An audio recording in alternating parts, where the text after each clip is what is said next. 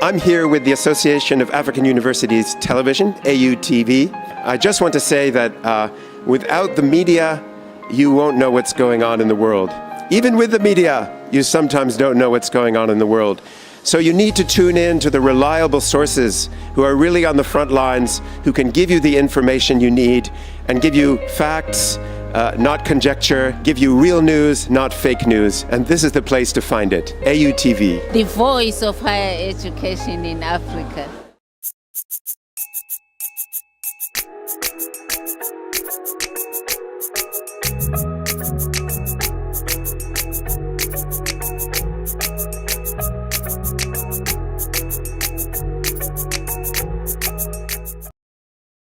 This program is proudly sponsored by Vena Mineral Water, Share the Love, and Bigo Drinks.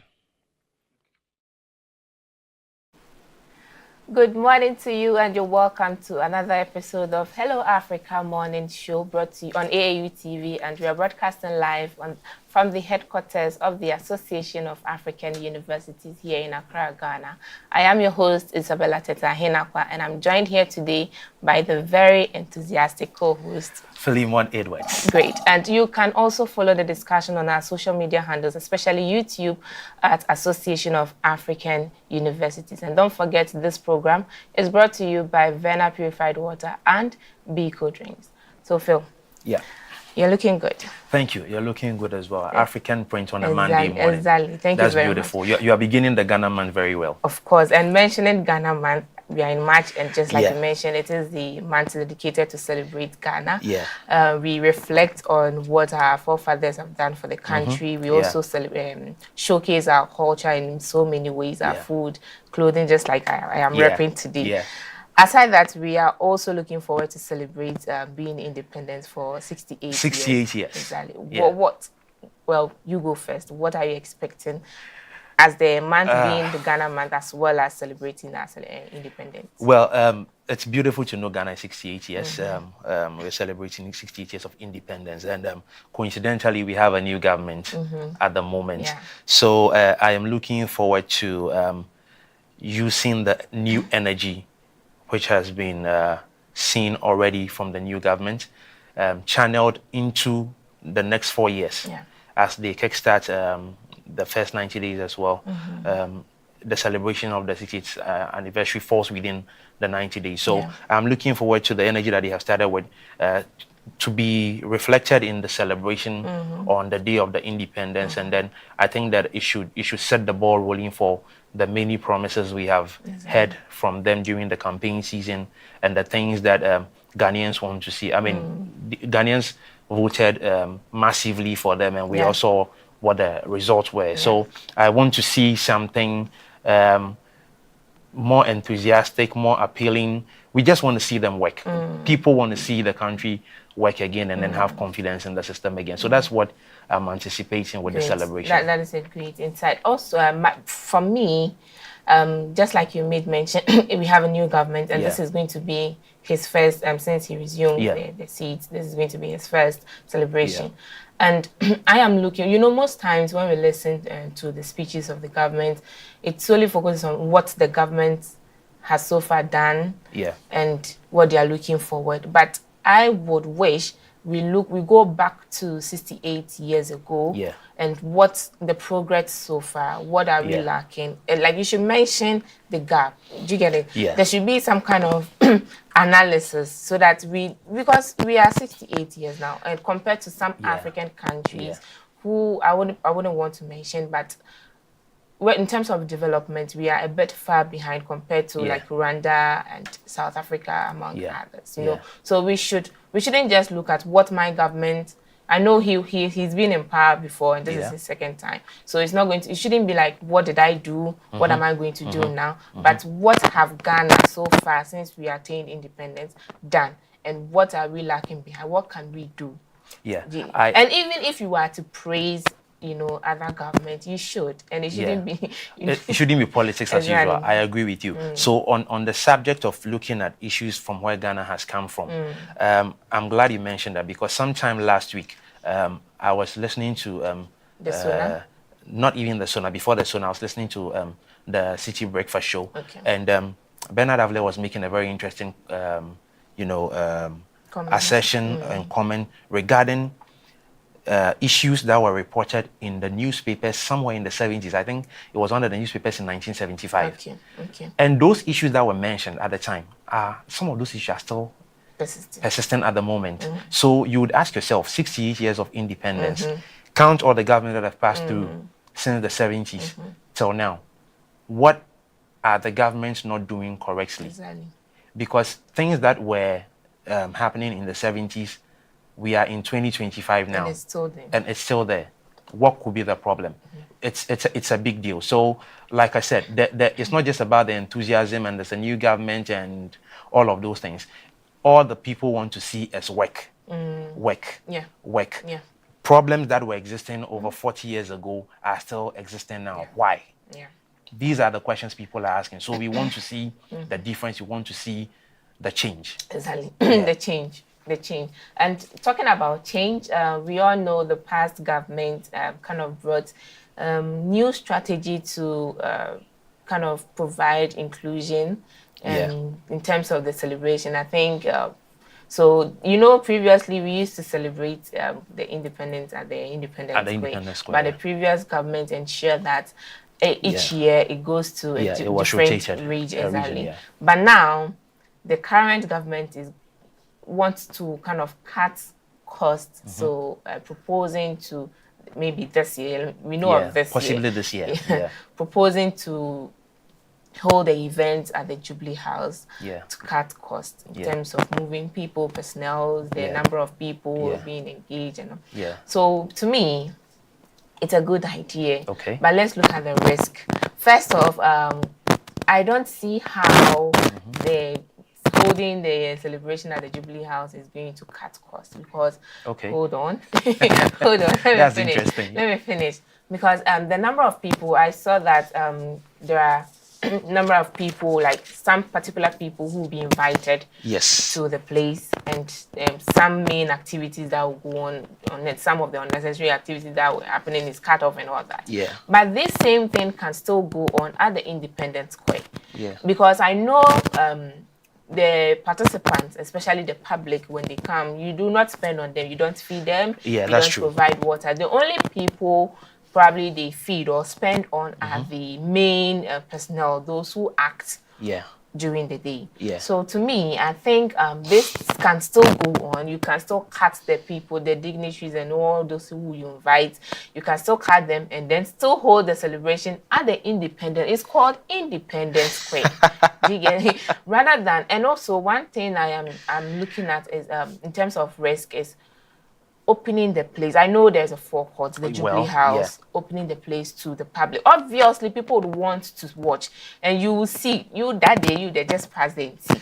You are going to see a number of people around the place, and that is also going to increase security, which is also cost-wise. So to me, it's a good idea. But then I am saying you're worried about security reasons. And also I don't see the cost being cut. Well, maybe in terms of you going from region to region, and maybe that one is fine. You are cutting the cost in terms of transport and all that, fine. But you can still hold the celebration at the Independence Square and still maintain the expenditure, the budget you are going. You have a point, and I share your concerns about security, but I am sure that the government knows very well what issues will arise in their attempts to host the celebration at the Jubilee House, because you are opening the seat of government to the public. So I'm sure that the security personnel may have been briefed as to what to do, and there will be sections that may be blocked off where people of the or the general public will not have access to. Obviously, some dignitaries definitely will have access to certain places. And I am sure that our security personnel will be up to the task of doing that. I just want to mention a bit off course on this situation. Recently, we have seen in America what Trump is doing, holding all his meetings within the Oval Office. That is his office in the White House. That's a public space. He has turned it into, but that's his private office in the White House. All the meetings recently, last week with Zelensky about the Ukraine issue. Yeah. I mean, you can count the number of meetings he has had. So for a country like America, that prioritizes security, for the so-called arguably most important president in the world, you can imagine what the situation is like. So let us take a cue from there. Okay. But I believe very much in our security personnel and the system, that we can be able to protect the seat of government whilst holding the independence celebration at the Independence Square. I think it's doable. All right. So enough of Ghana month, and Right. also we are looking at the president to introduce short military training as part of national service. Exactly. And this is cited in relation to in Nigeria NYC. And Yeah. I think I've heard this before. I think I was in secondary school. Then during the government, Kufuor's government. Okay. So I think it was mentioned that right after secondary school, you are going to be engaged in the military. Now, me, I said that when I said I won't join, because yes, military training. What were you scared of? The hard training? Yeah, of course. Well, it's for my personal use, personal like security wise, how to defend myself, and even contribute to the government and all that, but to the country, I mean. But I said I'm not going to join. Yes. So I like it. Now it is after national service, your national service period, you are going to be engaged. It's good because I know some countries like NYC, like Nigeria do. I know China also do. Korea also do. So I mean, it's a good initiative. Yes. And I'm hoping it's not going to be like a hearsay, or it's not going to be like a promise. Well, I don't think it's going to be a hearsay thing, because I like the reason behind it for discipline, which is a key thing for me, because I believe that the young people of this country, is about time they get discipline. Unfortunately, in terms of tradition, I beg to differ or say that we have gone out of discipline slightly. Now, even at the SHS level, you're not really even allowed to discipline students. And so they will go out of that and then get into the tertiary, where we know there's a lot of freedom compared to the senior high schools. And then after that, they are supposed to come and do national service. So if there's a few months of military training, I think I hear it's about 3 months, you will instill some level of discipline in them. Because these are the people who grew up and become citizens, adult citizens later in life. Some of them will go on to become presidents and occupy various positions in our country. So I think that the discipline element, which is in there, is what is key for me. So I think it's a good thing that should be done. It is a good thing, and the government has our full support on that. Definitely. And we have a lot of interesting stories as well. And we have a lot of interesting stories, and we know you wouldn't want to miss it. And before or after the break, we have our top African news brought to you by our anchor, Jemima Delademdeche. Stay tuned. We'll be back shortly. Explore a whole new world of exciting visuals with AAU TV. Get ready for a mix of interesting talk shows, interviews, discovery documentaries, and news on AAU TV. It's not just about watching TV, it's about experiencing something special. AAU TV reaches over 25 countries in Africa, bringing you a blend of knowledge and fun. Learn about different cultures as you enjoy the shows. If you have events or want to showcase your business, we've got you covered. Watch AAU TV free-to-air channel on satellite. Connect with us on Facebook, Instagram, and X, formerly known as Twitter, at AAU TV. Reach out on call or WhatsApp us at +233 26 629 6601 or +233 20 399 5210. AAU TV, the voice of higher education in Africa. This program is proudly sponsored by Venom Mineral Water, Share the Love, and Bigo Drinks.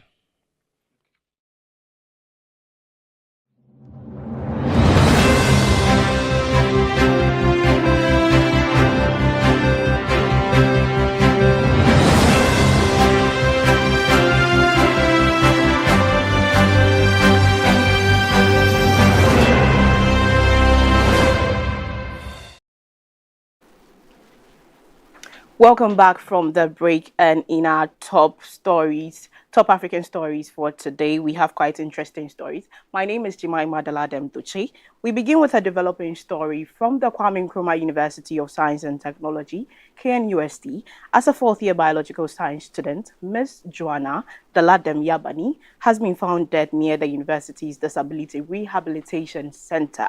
The university and security authorities have since launched investigation into the incident, leading to the arrest of a suspect believed to be connected to the case. In a statement released by university management, the lifeless body of Joanna Daladem Yabani was discovered on February 27, 2025, near the KNUS Disability and Rehabilitation Center. University security personnel were quickly alerted and upon arrival confirmed the distressing scene. The university's health services later pronounced her dead and her family was notified. Following immediate investigations by KNUS Security Services in collaboration with Ghana Police Services Criminal Investigations Department, the suspect Daniel Tufo, the victim's boyfriend, has been arrested in connection with the case and assisting with the investigation. The university administration has expressed deep sorrow over the incident, extending condolences to the bereaved family and the student's body. KNUST has also assured the community that steps are being taken to strengthen security on campus and prevent such tragic occurrences in the future. Students are urged to remain calm and cooperate with security agencies as investigations continue. Meanwhile, the Ghana Police Service is calling on anyone with relevant information to assist in bringing justice to the victim and her family. So currently, the police and the university security have successfully retrieved laptop and phone of the victim to aid in their investigation.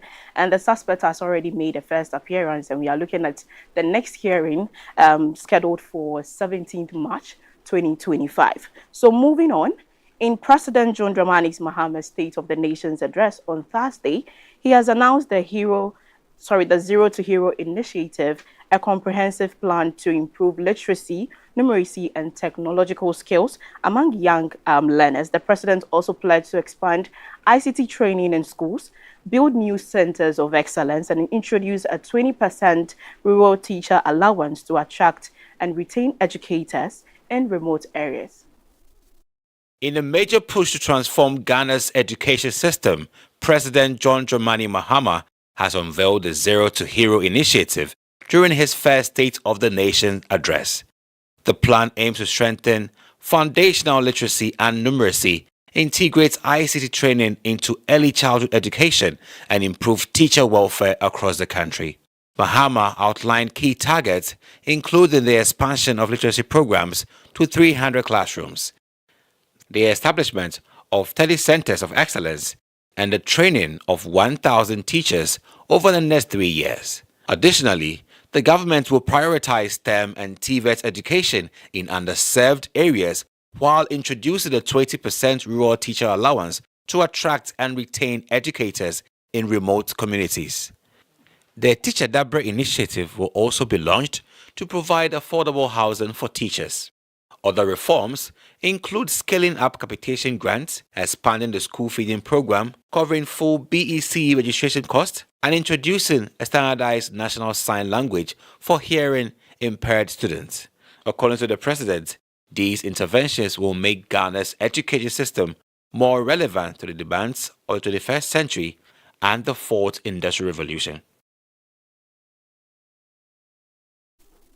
So still on the State of the Nation's address, President John Dramani Mahama has promised to fix Ghana's economic crisis, citing a public debt of 721 billion Ghana cedis, 23.8% inflation, and 19% cedi depreciation. He has scheduled a national economic dialogue on March 3rd and 4th, which is today and tomorrow, to develop a recovery plan. Let's take a look at the details. President John Dramani Mahama has made a bold declaration to reset Ghana's struggling economy. Delivering his first State of the Nation address since returning to office, he described Ghana's financial situation as a crisis revealing that the country's public debt has soared to 721 billion Ghana cedis, while state enterprises like ETG and Cocoa Board remain heavily indebted. The Ghanaian cedi depreciated by 19% in 2024, with inflation rising to 23.8%, far beyond the IMF targets. To address these challenges, Mahama announced a national economic dialogue set for March 3rd to 4th, where key stakeholders will develop a homegrown strategy to stabilize the economy. He reassured bondholders that his administration would continue paying coupons and avoid further debt restructuring. As part of his recovery plan, Mahama pledged to cut down government spending, introducing a lean administration with only 60 ministers and deputies. He vowed to push forward with fiscal discipline, tax reforms, and economic sustainability measures, promising that, just like he fixed Dumso, he will fix the economy.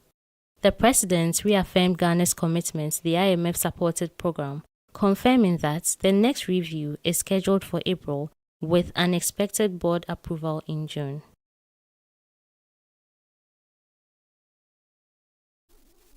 So the President, John Dramani Mahama, has put to rest concerns about the free SHS policy, assuring Ghanaians that it would not be cancelled, but rather be improved. In his State of the Nation's address, he emphasized that his administration is committed to enhancing the program, addressing its challenges, and ensuring better implementation. President John Dramani Mahama has reassured Ghanaians that the free senior high school policy will not be cancelled under his administration. Dismissing widespread speculation, Mahama made it clear that his government is committed to enhancing the program rather than scrapping it. Speaking during his State of the Nation's address, he criticized the previous administration for inflating the number of beneficiaries, stating that 3.4 million students have benefited from free SHS, not the 5.1 million claimed. To improve implementation, Mahama pledged to eliminate the double-track system by expanding school infrastructure, decentralizing the secondary school feeding program, and restoring the role of parent-teacher associations to improve school management. Additionally, the president introduced the no-fee stress policy, aimed at eliminating tertiary admission fees for students. His administration also plans to roll out a revamped Students' Loan Plus scheme to provide better financial support for students in the universities. With these measures, Mahama says his government is committed to making education more accessible, efficient, and responsive to the needs of Ghanaian students. President John Dramani Mahama has taken a firm stance against corruption with the launch of Operation Recover or Loot Oral. In his State of the Nation's address, he revealed that his administration has already received over 2,000 corruption-related complaints, including the National Service Ghost Name Scandal, where 80,000 fraudulent names were discovered on the payroll. President John Dramani Mahama has declared war on corruption with the launch of Operation Recover or Loot, an aggressive initiative aimed at retrieving stolen state funds. Speaking during his State of the Nation address, Mahama revealed that his administration has already received over 2,000 corruption-related complaints, including the shocking discovery of 80,000 fraudulent names added to the National Service payroll. The President vowed to bring the culprits to justice, stating that suspects who have fled the country will be declared wanted and their assets frozen. As part of the anti-corruption drive, he also announced the establishment of a new anti-corruption unit at the presidency and plans to introduce a public asset protection bill to prevent state property from being sold off under suspicious circumstances. Mahama reaffirmed his commitment to transparency in governance, pledging that all Ghana Football Association budgets for national team matches will now be made public to prevent financial mismanagement. He also called on citizens, businesses, and investors to trust his government's ability to restore economic stability, highlighting efforts since January 7, 2025 to cut unnecessary expenditures and reduce borrowing, which have already resulted in lower interest rates. My name is Jemima Deladam Doche, and thank you. We'll go for a quick break, and when we come back, you would have the newspaper review. Are you a university, college, high school, private organization, NGO, individual professor, instructor or facilitator seeking to take advantage of the numerous benefits of online education? Look no further. The AAU eLearn Africa LMS is a great opportunity to begin your journey to online course development and creation for teaching, learning and training purposes. AAU eLearn Africa LMS, which is a partnership between the Association of African Universities and eLearn Africa, has made available ease to use online learning tools to all stakeholders within the educational ecosystem of the African continent. This is to enhance teaching and learning in the bid to expand online learning opportunities for students in Africa. The online platform is open and available for free to all stakeholders and facilitates virtual access to classes without needing the other tools such as Zoom, Microsoft Teams, among others. For more information, visit www.elearnafricalms.com or contact us via aaulms@aau.org or estherm@elearnafrica.com. Follow us on LinkedIn, Twitter, and Facebook at AAU eLearn Africa LMS. This program is proudly sponsored by Venom Mineral Water, Share the Love, and Bigo Drinks.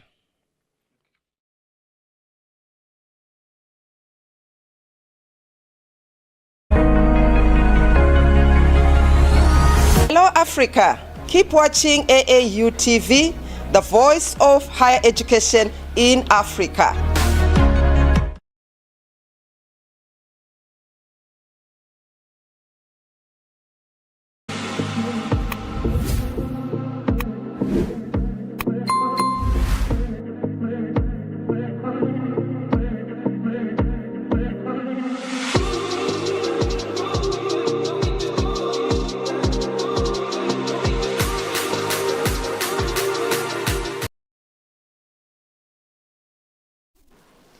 You're welcome back from the break, and that was the top African news brought to you by Jemima Deladem Duche. And next is our newspaper review, and I'll be doing this with my co-host, Dr. Ajimana Tredakon. Dr. Dakon, you're welcome. Thank you so much, Bill. Glad to be here. And you're looking splendid. You too. Ghana month. You're up to the max. Why are you all saying Ghana month? Because I'm in African We're in the month print. of March, and we should ideally be representing the ideal fabrics of the country. But so why are you not representing? We just did the opening. All right. So our first newspaper is Daily Graphic, and on the front page, we have a very bold, headline, which is T-bill rates drop as government reduces domestic borrowing. Yeah. We also have Sophia Akufo questions policy on government and Ghana's extractive agreement. And then the book on company law best practices is launched. And so the first story, which is the T-bill rates being dropped. So let me just take a few sentences. It says, so rates of the government's primary borrowing instrument, the tertiary bill, have fallen sharply to their lowest level in 20 months, signaling a reduction in the government's appetite for borrowing from domestic markets. The benchmark 91-day bill rate eased to 20.79% in the latest auction, down from 28.34% in the last 50 days from Friday. So, Ajiman, from 28.35% to 20.79%. So, all because we want to cut down, in fact, our debts. Yes. And this is one of the strategy from the government. Yes, it is a very good step in the right direction. Good? It is. Okay. Government internal borrowing machinery. Do you have a T-bill? Sorry to ask. Well, I've tried some time ago. Okay, that's why you're saying it's good. Oh, yeah, it's a good because thing. If you're a beneficiary, you won't say it's good. It's a good thing. If you're looking at it from the consumer point of view, you are earning more interest. But if you look at it from the government expenditure point of view, which is they are losing, has a more wide effect, then it is bad. Because if government is excessively borrowing banks will rather give governments the attention because they think you are not a good bargainer. Government has enough machineries to borrow. So banks tend to give governments all the monies, and it affects you, the ordinary Ghanaian, if you want to borrow. So companies can borrow, individuals can borrow because government is borrowing all the money. Okay. And that also affects the interest rate because if government borrows, then there isn't anything for you to borrow. So the demand is high. And when demand is higher, there's high traction on these facilities. But today, government says, okay, I'm going to reduce my test to borrow.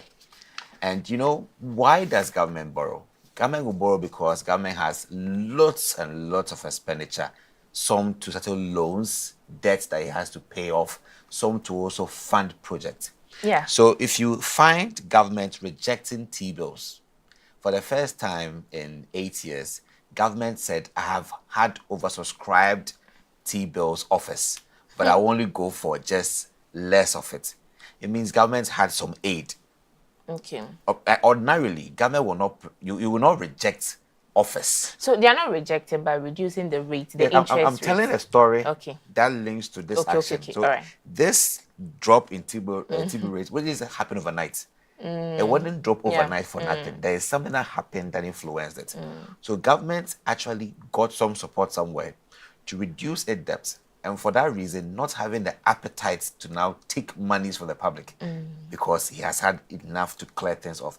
And it's a good thing on one hand because if T-bills are so soaring, what happens is that it affects a lot of things in the economy because government is borrowing too much. And it affects you, the ordinary person, to also borrow. The competition is unmatched. You can't match government's competition power. So if we're able to do this in the first place, government will now reduce his test for T-bill offers, and now you, the ordinary Ghanaian, can also get a chance to borrow, even though on the chain of savings that affects that person who also wants to invest in T-bill rates and will not get enough value for it. So, because, I mean, because I know the purpose of T-bill, you know, is for the government to borrow my money. Yes. Invest with it. And then get profit. You, the government, you get profit. And I also benefit from you borrowing my money. Yes. And now look at the rates from 28.34 to almost 8%. So I appreciate the bigger picture. And you know, the already the 28% no cries, unless maybe you have, you know, your principal is that huge that you're going to see money. But we started small. No? The interest is not that much. The good for thing you to even reduce the rate. The complaints are far-fetched. You know, there are many stakeholders in this whole matter. We have government as the borrower. We have got the investor, that is you. We have got other companies. Don't say me. I'm just using you as an example. We've got other stakeholders who are also within the micro and macro space who also want funds to do business. And if government is taking all the money to do this, so they have the how can they also do so? So I think we split a fair bargain for all these persons to also go. So I want to commend Dr. Kizlato Forson for this. It's a step in the right direction. And when these feats are being achieved, the bigger picture must be laid out. We just pick up in the morning to see T-bill rates dropped. How? If you read the story, you don't see the how. You only see the comparisons, the trends. That last year was this, it dropped to this. Yes, it's good to help us understand how things have dropped over what period of time. But we must appreciate the genealogy of this success.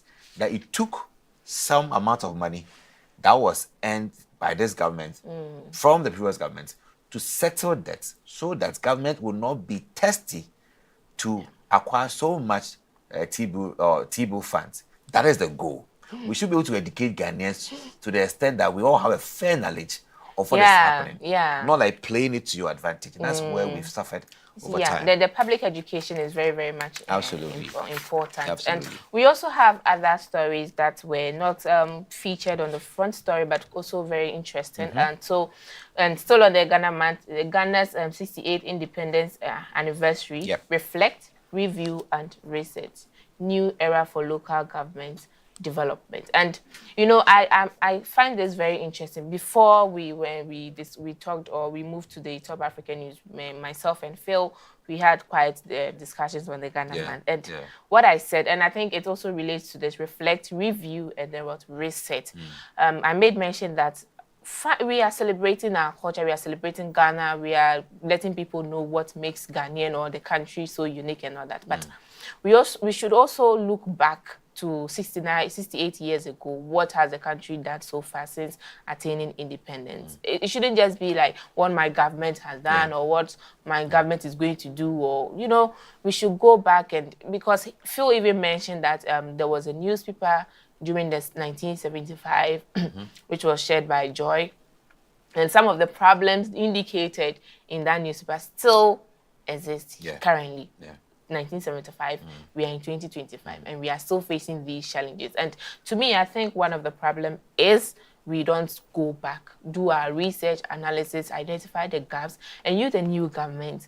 Actually, this should be it. You know, before you even come to, or campaign to be a president, you should have done these research and you know the gap. So it should be part of your manifesto, your propaganda and all that. And you know, that shows that you are thinking about it. It shouldn't just be like what is currently trending, because probably what is trending may not be of value to your country. You go back, look at it. What are we lacking? What should we do? What is still persisting, or what are the challenges we are still facing? And then what can we do? To me, so I like this theme, and also the focus on local governments, you know, probably bringing them to board, letting people see their roles and contribution to the development of. But what do you think? Yeah, I appreciate that. Reflect, I review, think reset. that local government is the bedrock of the country. You know, the president is at a far point, and his supervision can't go that far into the micro space, to the local areas. Local governance begins at the municipal, assembly, district aspect of the country. And ask yourselves, what happens there? When the president is preparing his budgets and all these things, they are budget for assemblies. So we have got the DACF fund, that is a fund set for assemblies. So we can also manage these areas, decentralized governance. Many years ago, we realized that if we have centralized governance, we're not able to feel its effect at the very micro levels. That's what we went for, this decentralized level. So we can have regional ministers who will be seen to that region. We'll have assemblymen, municipal authorities, DCEs. So these are more of like governance chains at set the micro level, so that they could also see to the needs of the people. These people are also funded, they are resourced.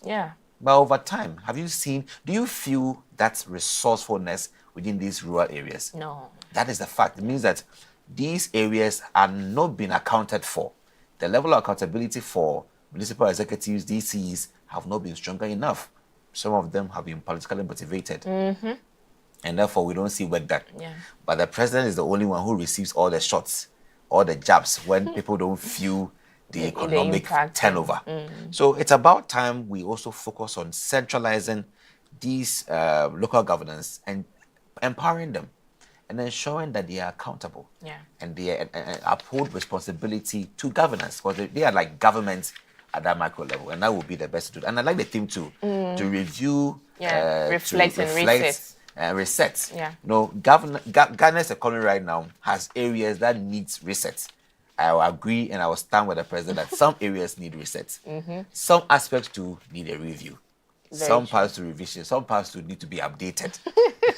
That is very true. So there are quite a number of interesting stories on the Daily Graphic, and I think you can get yourself the paper to read these stories. And talking about motivation, I think I saw a story where the government is also proposing, or as part of its strategy, to pay the assembly members. So probably it's also a way to motivate them, incentivizing them, helping them to also stand up to their duty as well. And what is our next paper to review? So we have here from the GBC Ghana Online, and it says that service personnel to have 100 Ghana cedis deducted from February allowance. So I don't know if the allowance has come already. I don't know the pattern of payment. Is it backdated or postdated? Right? Well, I can't talk about now, but if I'm to talk on my experience, you know, we are in March. And before you get your February, by then you are even completing your national service. It is very sad. Period. So. It's sad. But I don't. Okay, so the letter is here. It says this is from the National Service Personnel Association, and it says update on February allowance. We are by this communique informing all National Service personnel to expect a deduction of 100 Ghana cedis in the payment of the February allowance that is expected to be made soon. So you have your answer. That's your answer soon. So it's not your drop. No. Interesting. This amount is to settle the cost of the National Service cloth as distributed to National Service personnel nationwide. Also, National Service personnel who have signed up for the SIC and insurance are expected to be deducted 4 months arrears of unpaid contribution in fulfillment of their contractual duty. Any further information shall be communicated. Thank you for your cooperation. Yeah. So the 100 cedis is for the National Service cloth. Yes. Do you think they should pay for that? Well, this is, I don't know if it's a good news or a bad news, but if how much are they taking? These personnel were earning something better, it wouldn't be a big issue, because I mean it's a surcharge. It's an item, or it's a souvenir that they are entitled to, and if government could afford to pay for, I don't know if government could afford to budget for this for every personnel, it wouldn't have been a cost, but maybe at least this should be something, like you said, a souvenir, aside the certificate, something they should gain from their service, because the money being paid is even not enough. Yeah. And hereby you are deducting, and some have even showed interest in the SIC insurance, which is very good. Yeah, so already there's going to be some deductions. That is for those who subscribe to the insurance. Yeah. And then they are going back to deduct the 4 months arrears plus the 100 cedis just for this month. Last month, it's quite heavy. That means I'm sure they are going to just take like some few cedis home. Well, is it 100 Ghana cedis though? Oh, do you know how much they are taking? Interestingly, let me just put these facts. That 100 cedis is like a huge percentage out of the total money. These are facts. This 100 Ghana cedi wouldn't be a periodic deduction, would it be? No. Yeah, it's a one-off, right? Hold on. Yeah, that is a good thing about this, right? It's a one-off for an item which they possess. Do they possess it right now? Is it in their possession? No, they are yet to pay. Yes, they are yet to pay. And can they opt for it? Can they opt for it? Okay, I want it, I don't want it. Well, it should be an option. If you it should be an option, not like compulsory. No, I think I had a T-shirt. Yeah, I didn't have any souvenir. That one, crowd, it was free. Or I didn't pay for it. Well, I don't remember. It depends on the arrangement. Maybe it wasn't meant to be part of their. No.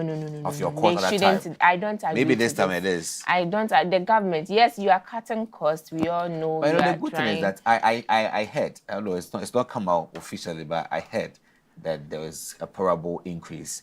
There will be an increase, a top up in their stipends. Oh really? Allowance, yes. Oh really? Under President Mahama. So I believe that this, and you know, if we are disturbed by this news, that souvenirs or key souvenirs like cloth are surcharged, and every NSP is levied to pay 100 Ghana cedis for this, maybe it could go into policy that we should actually make it part of the free things that NSPs will be enjoying. Yeah. Since government sits on this, let the team think about it and find a way to cut the cost and make these students earn these gifts or earn these souvenirs for free, or at a very cool rate that wouldn't affect their stipends or allowance through the year. Because I mean, on one hand, it can go a way to affect. On one hand, too, it is something that they have subscribed to, and it's a charge that they bear as a personnel through your whole. They shouldn't period. Charge them for it. Trust me, I don't agree on humanitarian grounds. It is not fair. No, but on grounds of contractual agreements, because it is part of it. Okay, well, maybe this is going to encourage, because they paid with their money. This is going to encourage them to wear it or to use the clothes. Because after service, myself. Please forgive me. Myself, I don't remember wearing. Don't tell me. Don't tell me what you did with the cloth. I don't remember wearing it. So probably maybe because they pay exactly because they are paying with their money, maybe they are going to cherish it and be proud, repping that I have served the government. I've done, talking about serving the government, during the what's the name? Oh, this ongoing activity before you be elected as a minister. Oh, what's the name? I've forgotten the term. They were asking this appointed the vetting. They were asking whether you have done your national. Probably it's good you have the cloth now, so that next you don't know what you are going to be in future. Maybe you would want to be in the government. So when you are going for vetting, you put on your That's if you're able to wear it and fit in very well. Right. So our next story is featured on the Joy Online, and it says Mahama announces start of Kumasi Western Bypass under Big Bush program. So President John Dramani Mahama, why am I adding the name, has announced the construction of the Kumasi Western Bypass will soon commence under the Big Bush program. He stated that this initiative is aimed at easing traffic congestion in the city, particularly for heavy-duty cargo trucks that currently navigate Kumasi Central route. Speaking at a service with the clergy on Sunday, President Mahama emphasized the project's significance in improving road connectivity. So I think this one talks about constructions and development, road and infrastructure and all that. And bypass, I mean, it's a good idea, especially easing traffic at the Kumasi road and all that. But there's one thing I saw in the story which is also a bit, not confusing, but I'm asking, why halt one project and then do another project? Is it because this is quite more important than that? Because I know he is halting the Kumasi, let me be sure. Is it the Kumasi market? There's yes. So the KJTR market phase 2 project is being halted so that they'll be able to do the bypass. To me, the market is also important. It's going to expand people, and it's going to expand the market. People, entrepreneurs and all that, people have access to job and all that. At the same time, the road is also easier transportation and all that. But I think probably, maybe as you are looking for funds to do the bypass, or maybe there's funds for the bypass and looking for funds to probably, why don't you continue with the KJTR market phase 2 and then look for funds to do the construction? Why are you smiling? Because it's interesting how you say it. If wishes were horses, that's interestingly, if every government had all the means, we wouldn't be here in the first place. We'd all be billionaires, right? Yeah. Government struggles to also acquire funds, just as any human being at a point in time in your life would also be a bit missed out on how to get funds to get things going. You may have to halt things, delay gratification before you can make it to get this done. These two projects are very important. The market expansion is key because market women have been displaced. Some have lost their bread for some time now because the market has not been fully completed.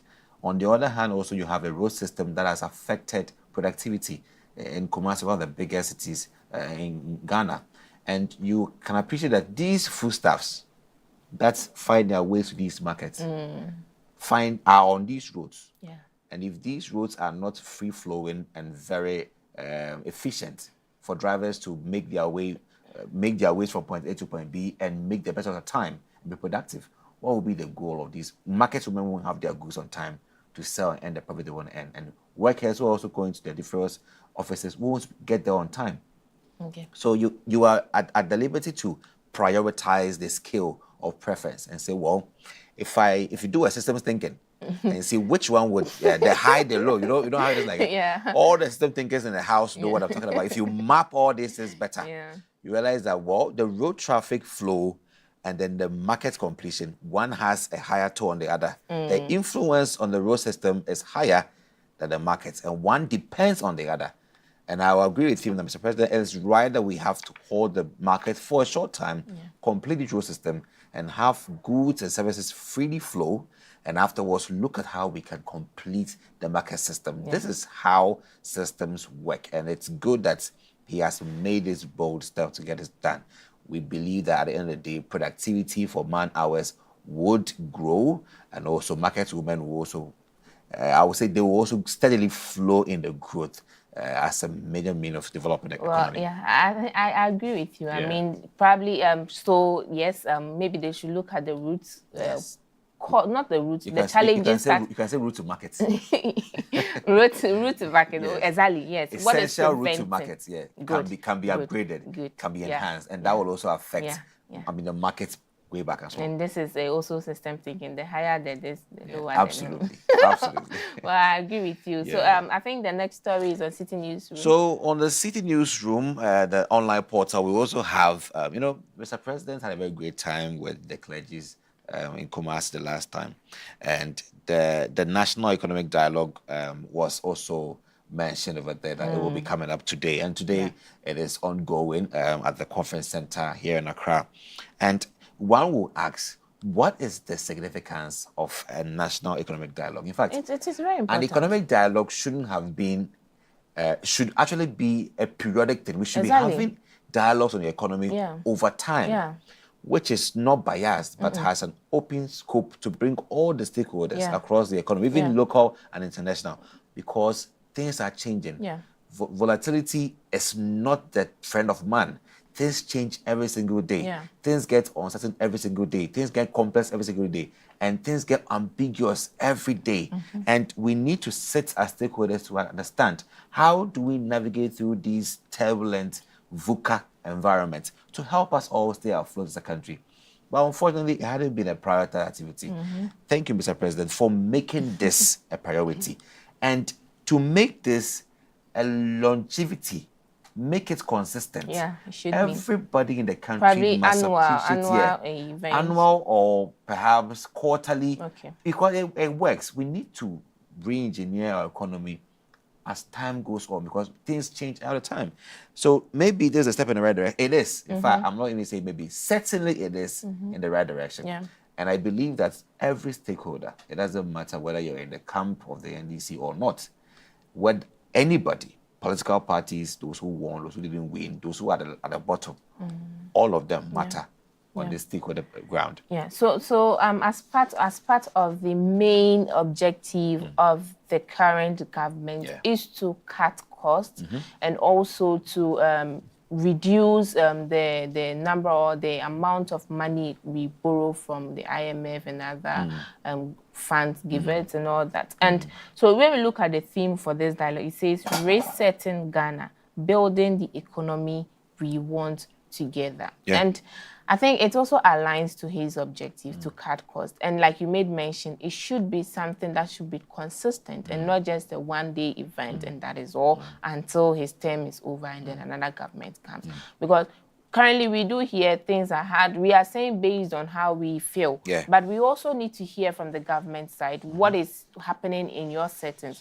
Open up, let it be transparent, let others feel what the government is going through. And then he's been saying, I want to cut costs, I want to do this, I want to do that. What are your strategies? And how can other stakeholders come in? And this is why the event is being held. And to me, it's I wish next week we can get more stories on this, especially the dialogue, and then we bring to those who on foot. But I wish people would watch it and experience, also be part of the discussion. But next week we will bring more information on this because it's very, very important. The economy at the moment is very hard, and we need to know what the problem actually is.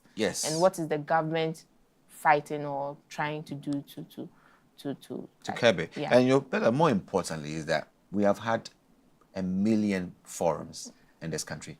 In fact, right from time immemorial, when Dr. Kwame Nkrumah was the leader of this country, to today, we've had sit-ins, forums, conferences, and we asked ourselves, what was the aftermath of the conferences? It's the action, it's the implementation that we don't see. And we have had so many good policies on paper, but we've not seen them on the ground.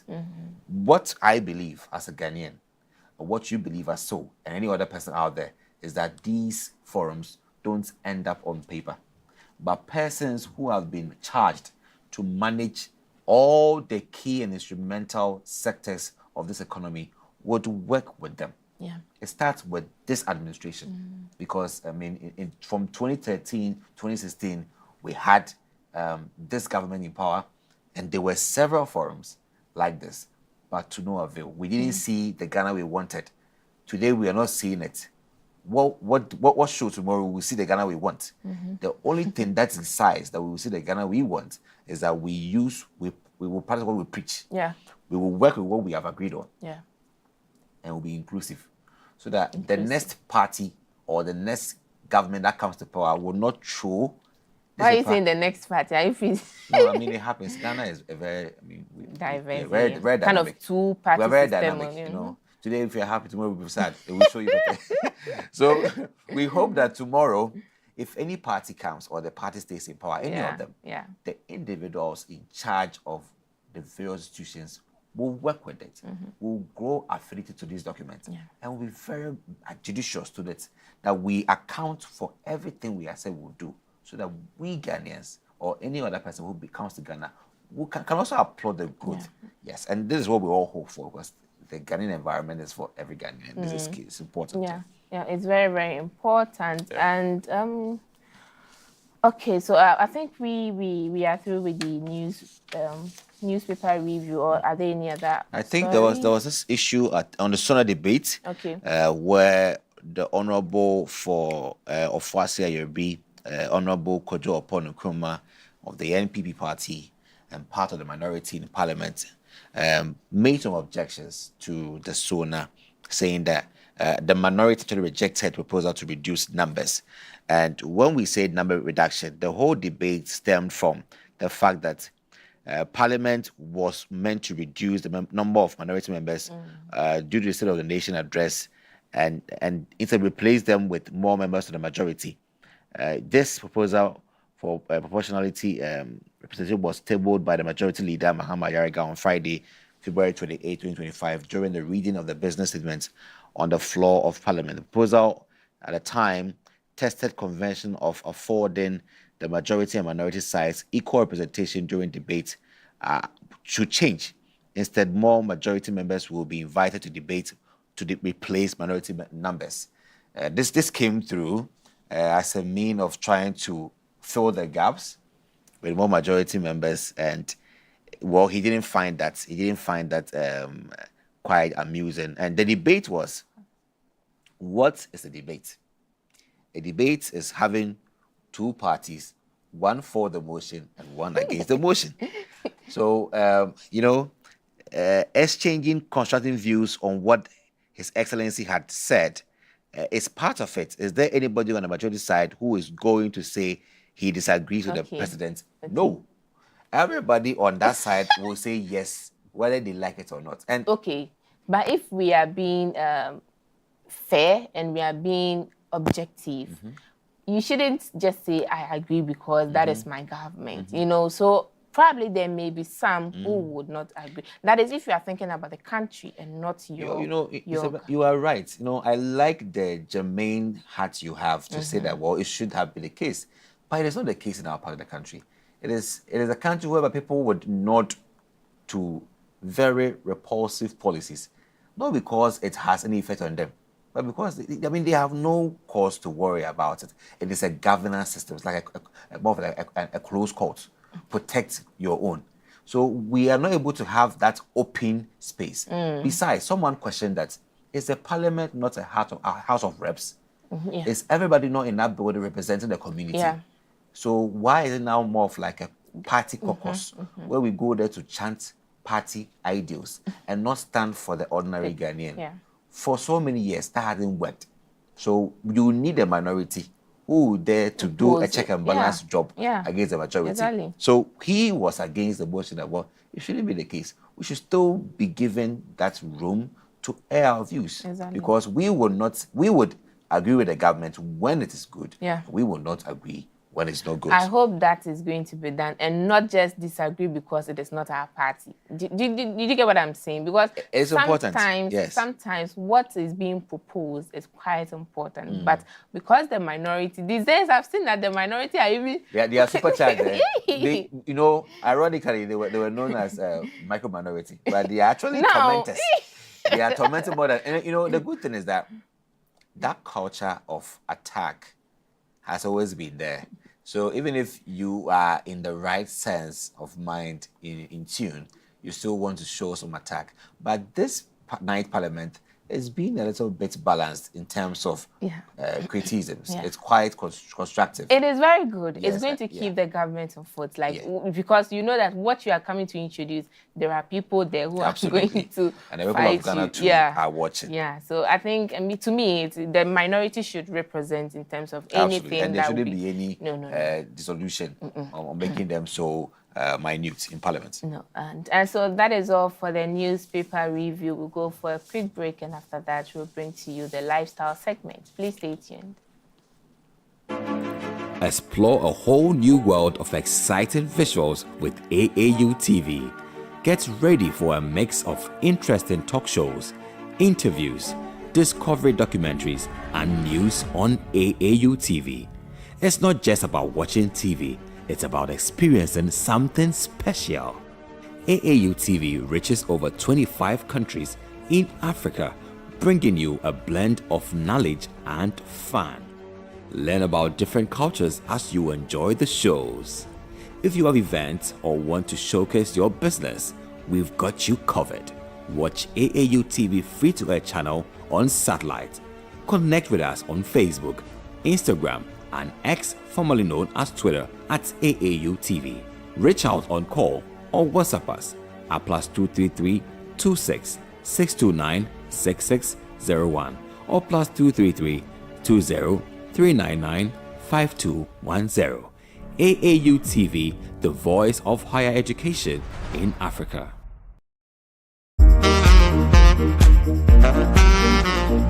The CGC Show is back on your screens.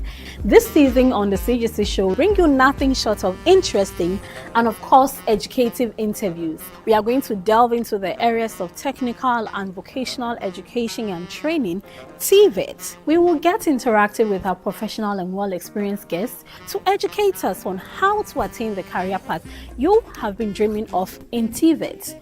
On the show, we focus mainly on highlighting career opportunities and job prospects available in the program you are studying or yet to read at the tertiary level. Better yet, we help you understand that whatever venture you are in can contribute to the economic development of our beautiful continent. Join me, Ms. Darko, on the CGC Show on AAU TV as I engage experts and professionals to help build and nurture your career. The CGC Show, your trusted pathway to your dreams.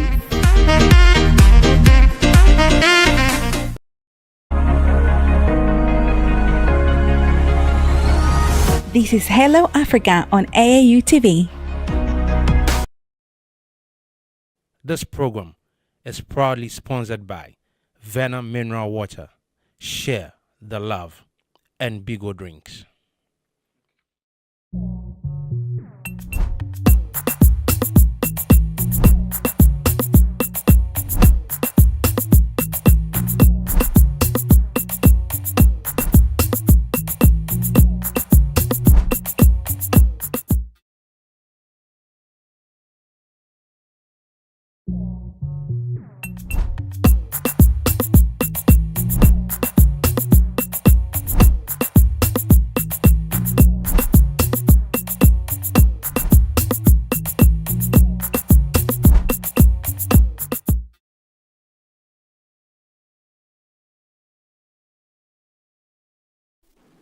Welcome to the lifestyle segment on the Hello Africa Morning Show, and it's getting interesting. Today in the studio, I'm having a very capable, illustrious young lady, a mother and also an entrepreneur who has begun a great initiative empowering young women in Ghana and looking forward to do beyond the continent. You know, the SDG 10 talks about reducing inequalities.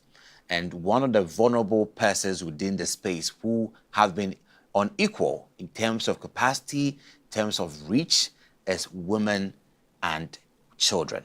And she has targeted women. That if you empower women, you have a long way to go to help build a normal economy from the micro level to macro level. You're welcome, Clarissa Bando. Thank you so much. How are you doing? I'm doing fantastic. Great.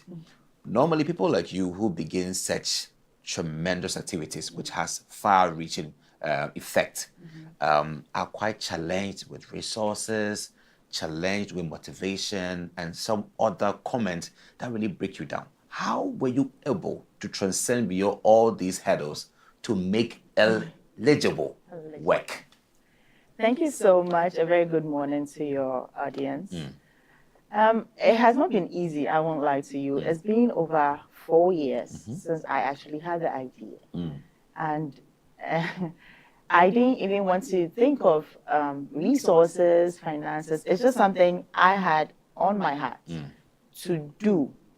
It was a process I had been through that I believed I had to share with my fellow women or my fellow girls who are becoming women so that they can be able to grow in terms of confidence, in terms of communication, even hygiene, things of that nature.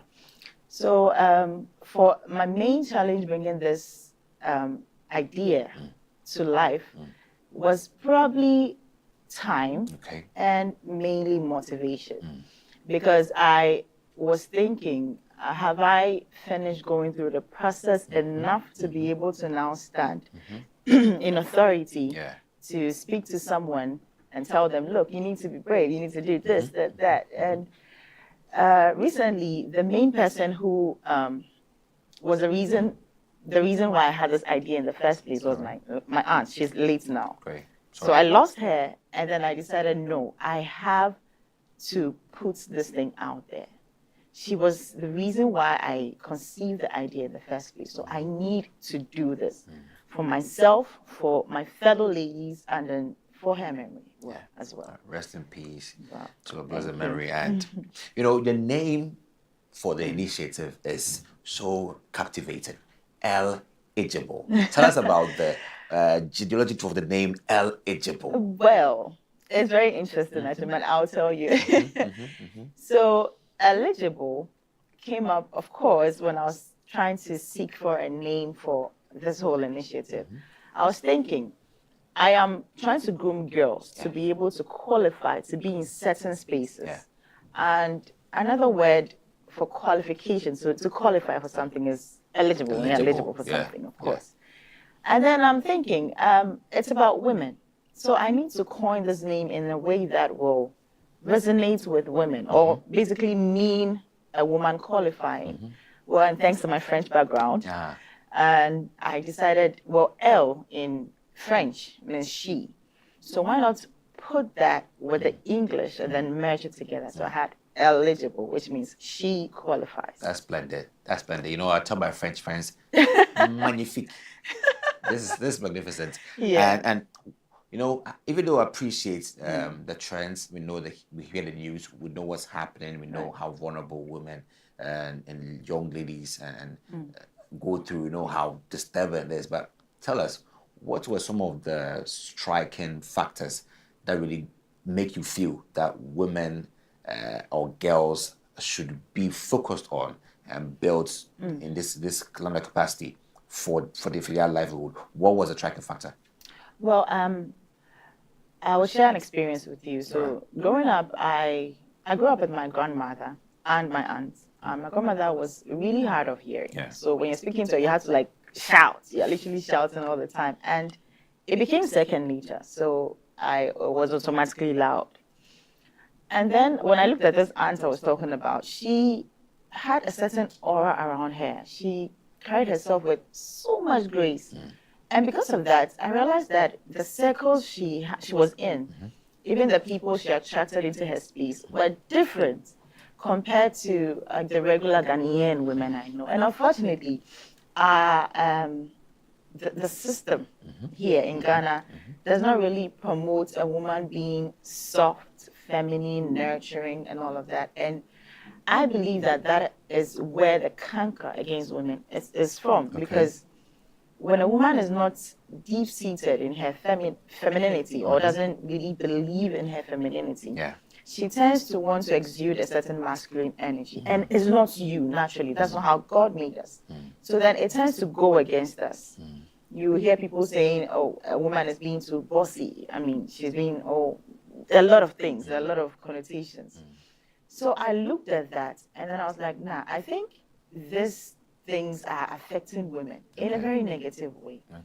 So let me try. Personally, I had to now groom myself, try and build myself. And then in building myself, I discovered a whole new confidence level. Okay. A whole new way of being able to command attention without necessarily asking for it. Sure.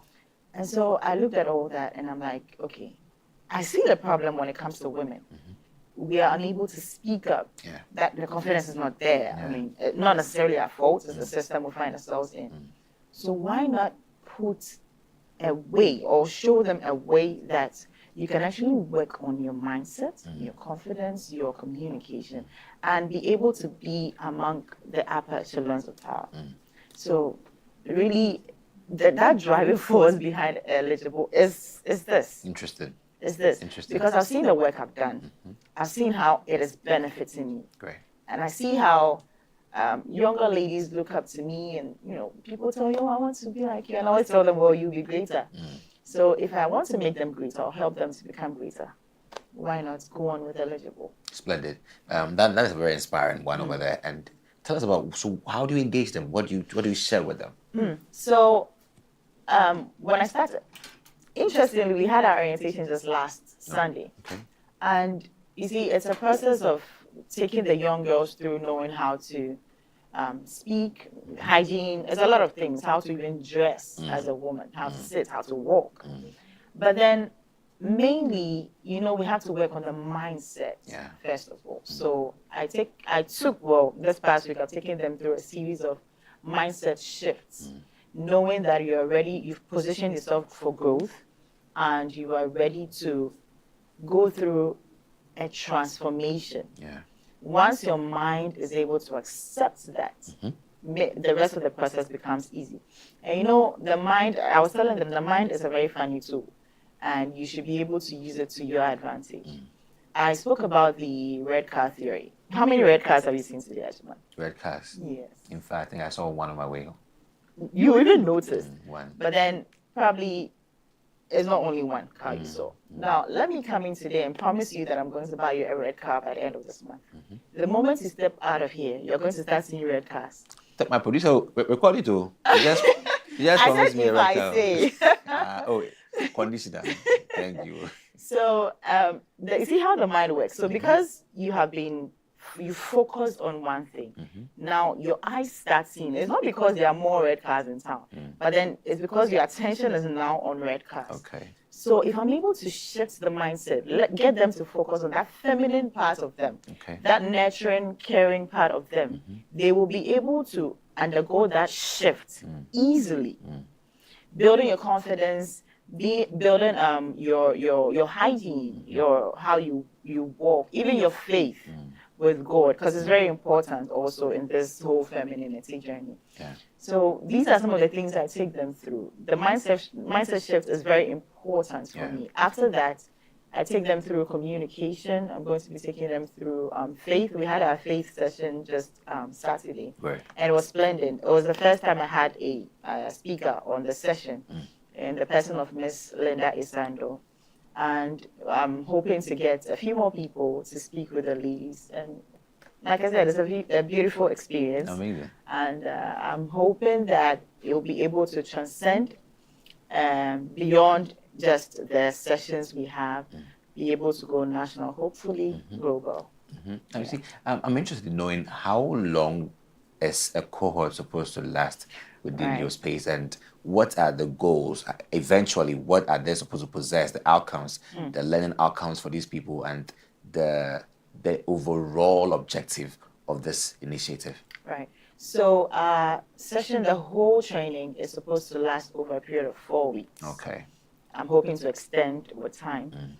And the overarching goal is to have women who are able to speak up for themselves, be able to carry themselves with a certain grace, a certain poise, be able to speak and command even the English language and hopefully other languages. Yeah.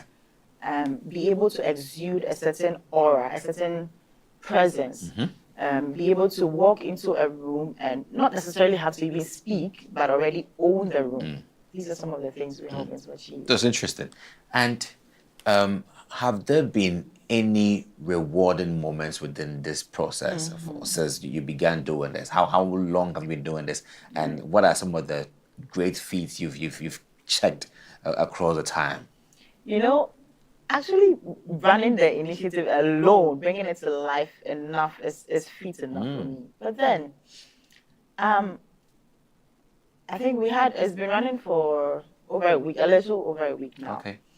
And I've already been receiving messages from these young ladies, and it's so inspiring. So your first cohort. This is my first cohort. Oh, okay, that's interesting. Yes. This is a fresh initiative. Yes. Oh, nice.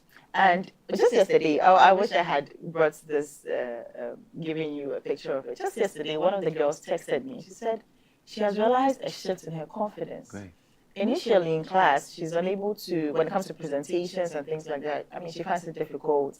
She feels like she knows a thing, right? But raising her hand to speak or presenting is a problem. But then ever since, just within the space of a week, she has noticed a shift in that thing. Now she's able to speak in class and command the English language so much that right now she wishes there were presentations every week. Interesting. And I tell her, you know what, just slow down.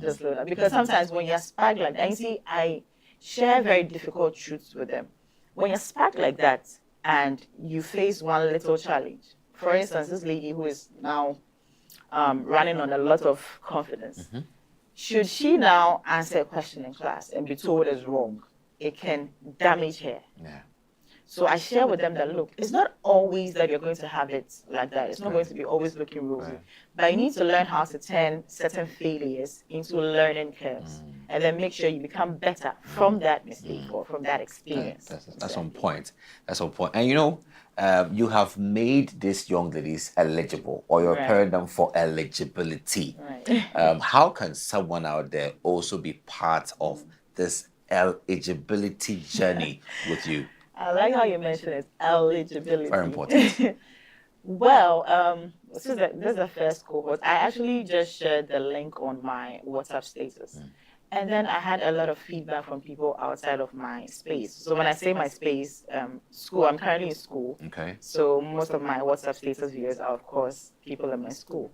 But then I had a lot of comments from people outside of school who also want. I even have a few of them on the platform as well. So I am planning to, when this course ends, I'm planning to share the link on social media platforms. So I'm very active on LinkedIn, Instagram. I'll be sharing over there and asking people to join. And probably I would increase the number of people per cohort. So currently I'm doing 20 girls per cohort. Okay. I might increase to 30 or maybe 40. Okay. And is there any participation fee or something? Interestingly, there isn't. Oh, it's free. Yeah. Free things are nice, though. But I see, free things too, unfortunately, are usually taken for granted. Yeah. I thought of that, but then I'm also thinking of the impact more than what I'm going to make at the end of the day. I mean, there'll be times where we would have to probably make certain financial commitments. I'm planning to organize a networking session, an in-person networking session for them, where they're going to meet other really feminine women who are doing very well in their various fields of business. So in a situation like that, we'll definitely have to, of course, incur certain costs to make sure that it comes to life. So, I mean, whereas and when we get there, we'll cross that bridge. But for now, it's free to join. And that, it's a good thing. And, I was asking myself, looking at the passion that you have within you to execute this, you may have had one or two persons who have partnered with you or supported you in one way or the other. Right. If you had this platform to throw some shout-outs or some acknowledgement to these persons out there who made the eligibility dream come through, who would you want to throw this to? Well, the very first person I want to say thank you to, unfortunately, he's not even alive, but I'm still going to do that. Yeah. My aunt really, you see, she's one person who would tell you, you have a problem, you go to her, she's like, Clarissa, you can't do this thing. You see, and she was able to help me with the confidence thing because she tells you, you have it. Yeah. That solution you're looking for, you have it. So why are you going out there? And she really helped me to do a lot of introspection and realize that I am capable. Yeah. I can do this thing. So a big shout out to her, wherever she is. She got that. Also, I would like to say a very big thank you to my friends, my very close friends, Gerald Jabbar, Ishmael Ajay Lassie, Dorcas, two Dorcases actually, Dorcas Ejiri and then Dorcas Mate. These are my really close circle, and these are the first people I spoke to about this thing. And you should have seen their face. They're like, look, Clarissa, this is a very good initiative, because we look at the Ghanaian society and realize that most women don't even understand femininity in the first place. You see the young ladies speaking all manner of foul words, shouting, walking haphazardly. So if really you are looking to train them in this regard, I think, or they think it's a good thing. So a very big thank you to them as well. And then to my lovely husband, who supports me in everything I do. I want to say thank you to him. That man has really helped me achieve a lot of things in this life. I mean, this thing takes about 2 hours of my time every evening. I am a mother of two. If he doesn't agree to take care of the kids for me within that 2-hour period, I wonder how I'm going to manage all of that. So thank you so much to my husband, Mr. Godfred Amwako. I love you. Yes. Thank you. That's a very beautiful one from your wife, sir. And, you know, currently, all these persons have made a great impact in your life, and you were fully charged to help these young ladies and women build a great new level of capacity that they haven't had in the past. If you were to call on any institution today, a plethora of CSOs, government agencies, international agencies, a whole lot more, who you believe are very well placed in terms of their purpose and goals, matches with your own, and can be potential partners to help you scale up this idea to a whole different level, which institutions have you had in mind you want to show this call to? Yes, I've actually had a few institutions in mind and a few persons actually. One person being Teacher Blessing. She's one person I have GH1? Oh, yes. Oh, nice. One person I have really looked up to. I mean, because of her command over the English language, I would say I learned how to speak from her. Yes, you know? you sound like her somehow. You know? I do? Yeah, sure. That is the greatest compliment I received today. Oh, nice.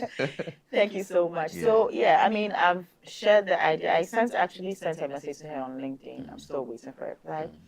I intend to speak to Ohene Yeregifte Auntie. Great. Intend to speak to a few bodies as well. There is, of course, the UN, also that I intend to push this to. I intend to push this to Women of Valor. I mean, a number of people, and I'm hoping that they see this and then understand the intent behind the whole agenda and help me push it. Amazing. It's been a lovely conversation with you with eligibility, and you know, I'm a Mando, but I also believe that women need the leverage, and you are one of the instruments out there also providing that leverage to women, giving them that heads up to rise up from any level they are and also acquire a whole beautiful cloak to add up to their values. Thank you. You are stepping into a different limelight from here. Your first cohort process just got done, or you're still within the process. You look forward to kick off on the next one. Right. What is the message you have for every Ghanaian young lady, or every African young lady, or even across the globe, concerning their self-worth, their values, their branding, and also their personal ambition through the eligibility initiative? Right. Thank you. My message is, girl, you qualify. You see, don't allow societal norms to put you in a box. For years immemorial, we have been expected to act in a certain way as women or girls. But there is a certain kind of beauty in the femininity we possess as women. There's a certain kind of beauty in the way we talk, the way we walk, the way even people perceive us, right? So I want to tell every young girl out there that you can do it. Don't avoid falling into a certain energy that does not sit well with you. You should be able to tell yourself that I know I can do this thing. I know I can go through the process to get there. It's not an easy process. Your body will fight you in a way. As long as you will your mind to believe that I can do this thing, you can do it. You might not even need to join eligible, girl. You can do it. You see, it takes a lot of sitting down, asking yourself questions, trying to find out what the problem is in your life, where the problem areas are, and then trying to find solutions to it. If you have to speak to someone, you can do that. If you need to reach me, you can reach me. And then let's make sure that we're able to tap into that energy and be able to unleash our full potential. Yeah, and on the note of reaching you, you can share all your handles so So they can make on, it emphatic. Right. On all social media platforms, I'm Clarissa Bando. Just Clarissa Bando. Right. On all social media platforms. Yes, that's for now. You have social media platforms. Send her a message and she will get back to you. Clarissa, thank you so much for the work you're doing. I appreciate your energy and I pray that you are able to achieve more and gain into, reach out to even the African space and the global space. And that's what I hear of you. You should be on the world space, make an impact with young ladies. So that is it, Clarissa. Get in touch with her and then build your capacity. Next on the show is the man with the football and other football facilities around him, bringing Game On Africa. Yeah, stay with us, right back. I'm here with the Association of African Universities Television, AUTV. I just want to say that without the media, you won't know what's going on in the world. Even with the media, you sometimes don't know what's going on in the world.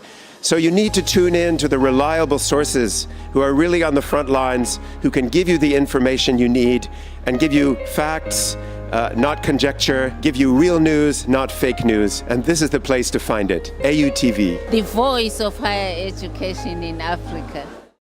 Are you a university, college, high school, private organization, NGO, individual professor, instructor or facilitator seeking to take advantage of the numerous benefits of online education? Look no further. The AAU eLearn Africa LMS is a great opportunity to begin your journey to online course development and creation for teaching, learning and training purposes. AAU eLearn Africa LMS, which is a partnership between the Association of African Universities and eLearn Africa, has made available ease to use online learning tools to all stakeholders within the educational ecosystem of the African continent. This is to enhance teaching and learning in the bid to expand online learning opportunities for students in Africa. The online platform is open and available for free to all stakeholders and facilitates virtual access to classes without needing the other tools such as Zoom, Microsoft Teams, among others. For more information, visit www.elearnafricalms.com or contact us via aaulms@aau.org or estherm@elearnafrica.com. Follow us on LinkedIn, Twitter, and Facebook at AAU eLearn Africa LMS.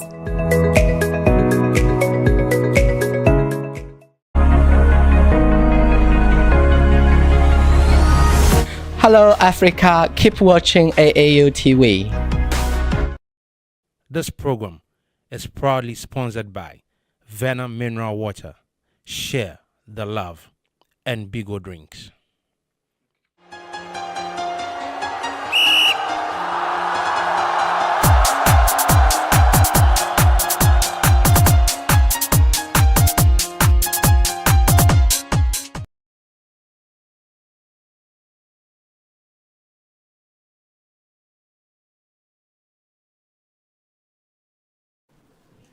Welcome to Game On Africa on this edition of Hello Africa. And today we are going to begin with trending stories from news around the world before we go into the other leagues and then the FA Cup matches that were played over the weekend. My name is Philemon Edwards. Beginning with trending news, Manchester United manager Ruben Amorim has warned that any player deemed to be harming the team will be sold this summer. Amorim, who has been in charge for 3 months, has already sanctioned the departures of several players, including Marcus Rashford, Anthony, and Tyrell Malacia. The Portuguese manager has hinted at a summer clear-out at Old Trafford, with some players already aware that they will be leaving at the end of the season. Amorim's comments come as the club faces growing financial concerns. In other news, Manchester United will face Real Sociedad in the Europa League last 16 on Thursday. And the Red Devils will also host Arsenal in the Premier League in the coming weekend. Still on trending news, former Barcelona manager Xavi Hernandez is set to return to the dugout after a year-long break. The 45-year-old has been linked with several clubs, including Manchester United, and is reportedly in talks with an unnamed Premier League club. According to sources, Xavi's representatives have been negotiating with the club, with more news expected to emerge as the season comes to a close. Xavi had a beautiful stint in Barcelona, winning La Liga and the Spanish Super Cup. He is now looking to take on a new challenge with the Premier League, a possible destination. A dramatic incident unfolded in the FA Cup fifth-round clash between Crystal Palace and Millwall. Millwall goalkeeper Roberts was given a straight red card for a shocking kung fu kick on Crystal Palace striker Jean-Philippe Mateta. The incident occurred just 6 minutes into the game, and Mateta was rushed to the hospital after receiving oxygen on the pitch. He was carried off on a stretcher and replaced by Eddie Nketiah as a concussion substitute. The sending off forced Millwall into a tactical change, with Lucas Jensen replacing Roberts in goal.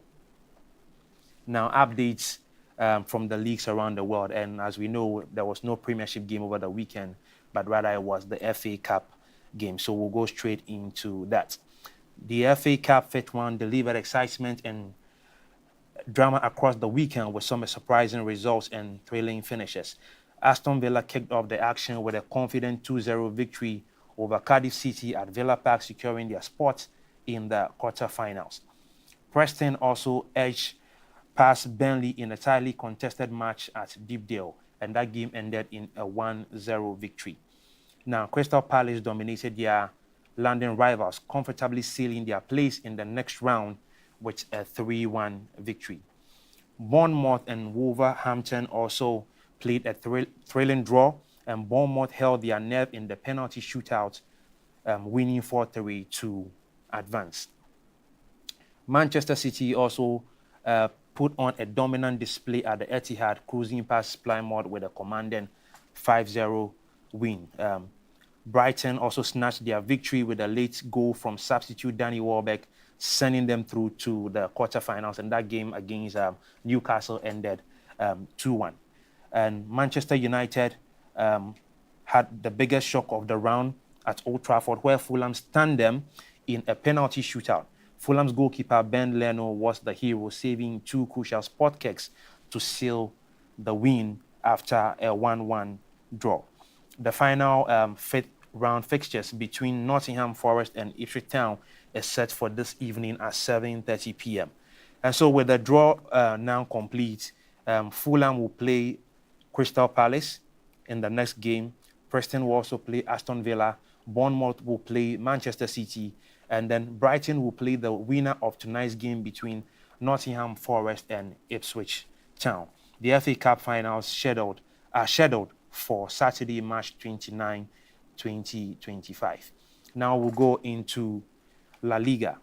In one of the standout fixtures of the weekend, Real Betis claimed a notable victory over reigning champions Real Madrid at Estadio Benito Villamarin, and an equalizer from American midfielder Johnny Cardoso and a late winner by former Madrid star Isco stunned Los Blancos, impacting their title defense aspiration, and that game ended 2-1 against Real Madrid. Atletico Madrid also continued their impressive form with a solid win against Athletic Bilbao at Wanda Metropolitano. Goals from their attacking duo ensured they kept the pace in the title race, maintaining pressure on the league leaders, and Atletico won that game 2-0. Barcelona also delivered a commanding performance at Camp Nou, dismantling Real Sociedad to reclaim the top spot in La Liga.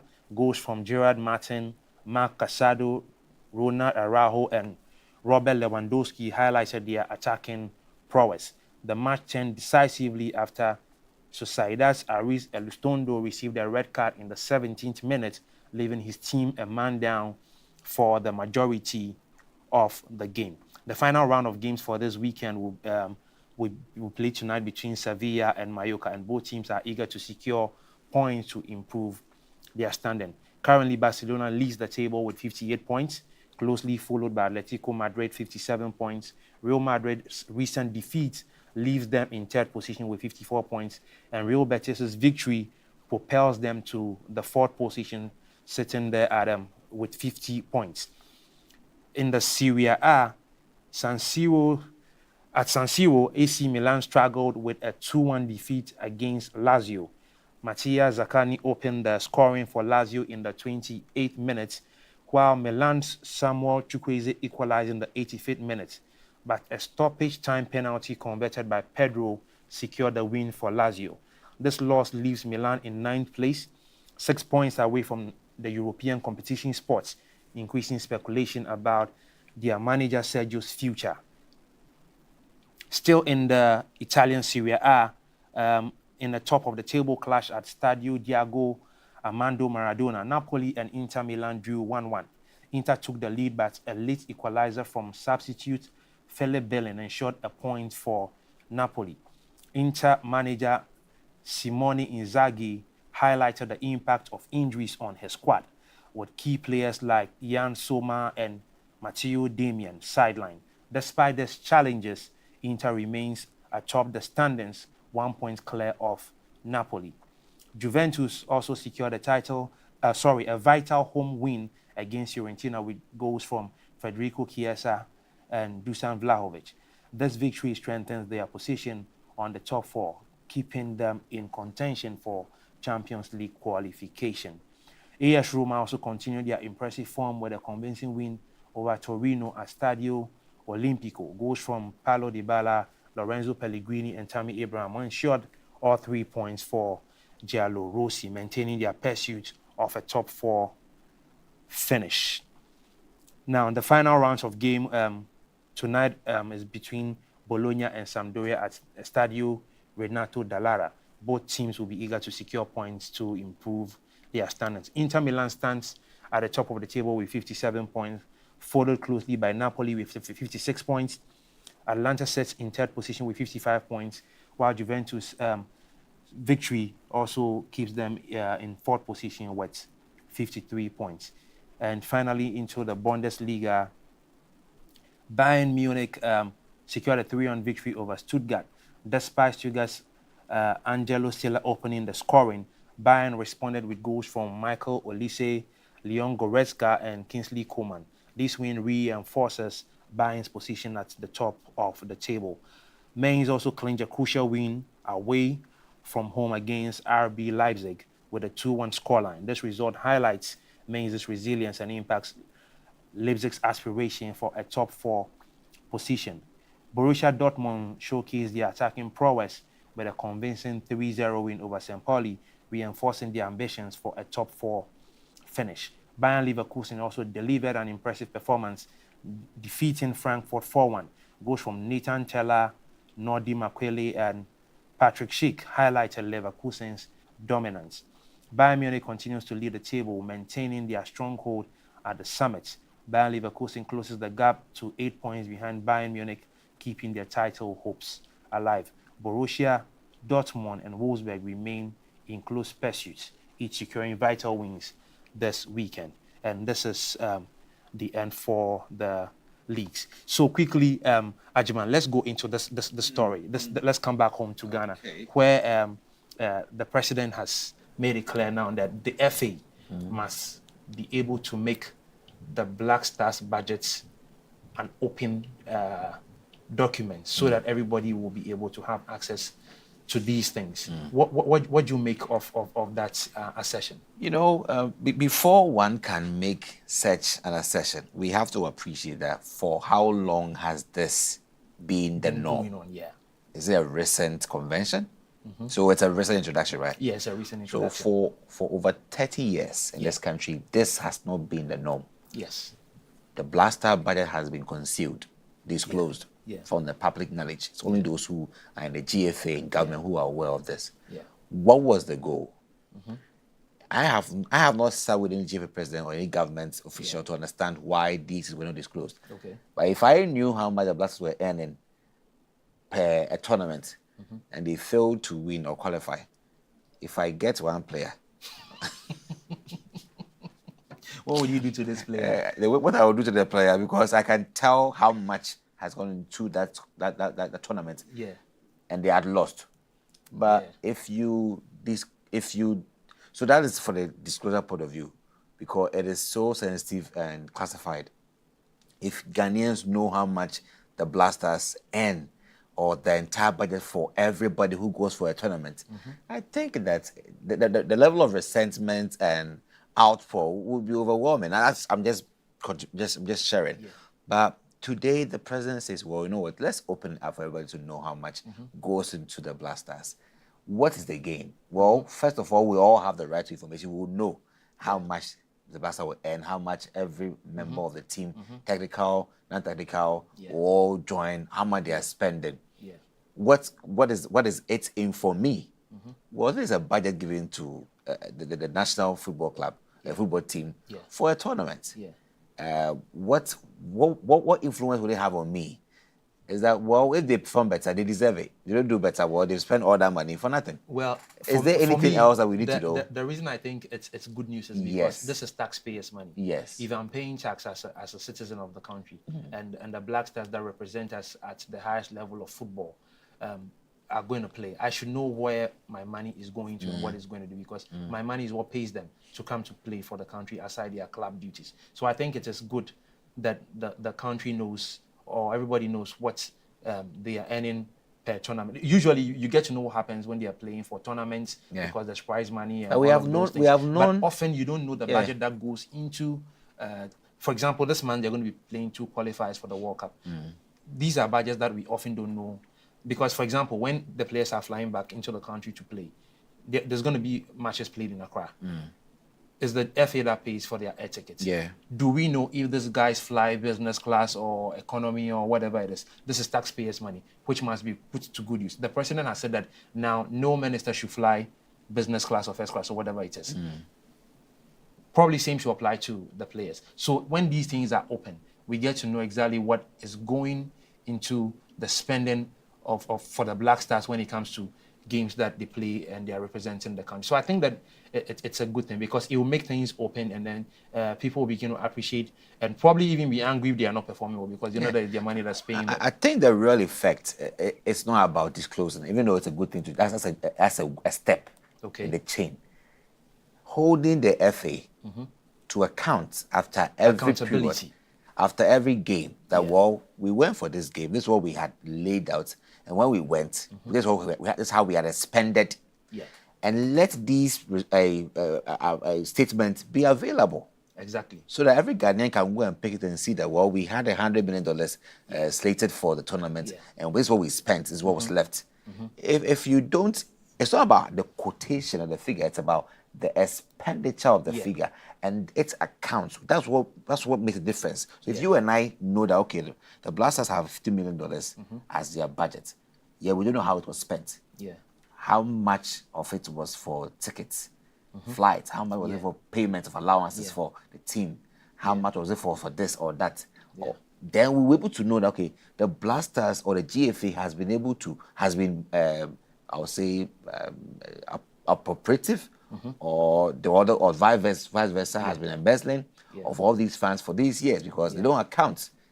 So it is, if he has done this, then he should go ahead to have a forum where the GFA will be accountable to the Ghanaian media on how much they spent, what was left. So if the GFA having deficits or surpluses, we should know.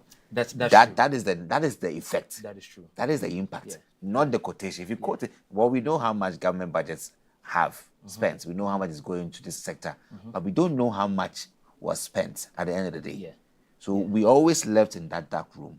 If we want to make a real impact in bringing transparency, 100%, when you quote how much every sector is getting, let them also have a forum where they tell the Ghanaian people how much they have spent, what went to every cost center, what was left. That's where we make real impact. I very much agree with you, because this brings me back to the case where Ghana spent $3 million.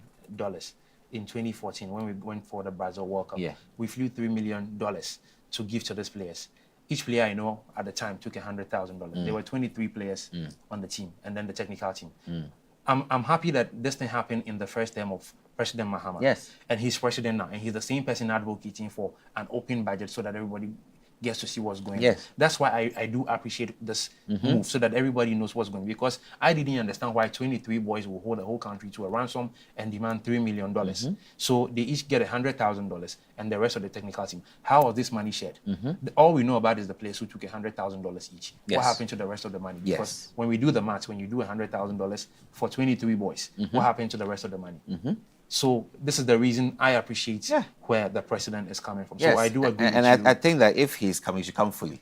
Yeah, I agree. It's a partial move. You should do So a he full should come move. fully. Yeah, absolutely. I agree with you. Absolutely. And on that note, before we go, let's have a quick clip about the FA Cup matches that were played over the weekend. Yeah. And Fernandes perhaps with a shooting chance. And Leno shoveling it away by hook or by crook. Lukic making a move into the penalty area. There he is! Oh, guided on and guided in by Calvin. And Pereira teeing up Smith Rowe. Dalot. Fernandes scores! Iwobi. Smith Rowe. Oh, an honour. To penalties we go. The next to step forward. And the first to fail. Anthony Robinson to give Fulham the advantage, which he does. That may only be momentary. Xerxes fails, but Ben Leno, the headline.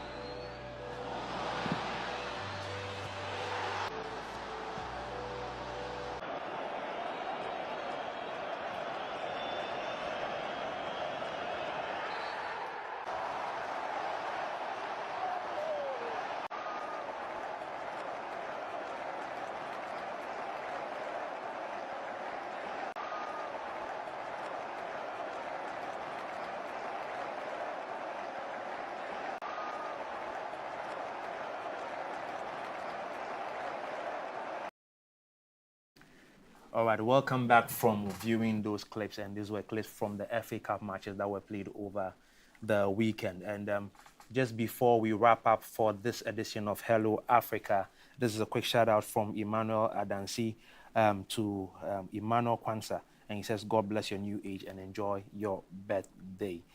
All right, Ajiman, final remarks.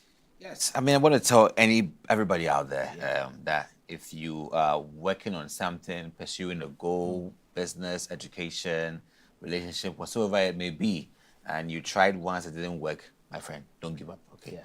Step up. Yeah. And learn from where things didn't go well. Prepare yourself again and go give that thing another good shot. Yeah. That is it. Beautiful one, beautiful one.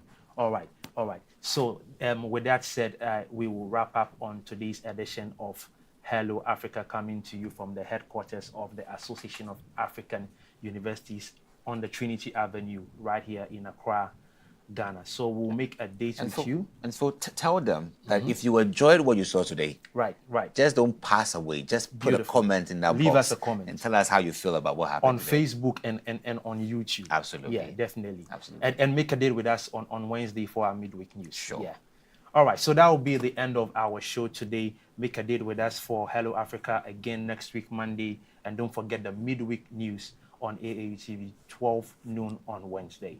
Have a good working week and a beautiful Independence Day to all Ghanaians, Yes. which is on the Thursday. Yes. Cheers. Cheers to life. This program is proudly sponsored by Venom Mineral Water, Share the Love, and Bigo Drinks.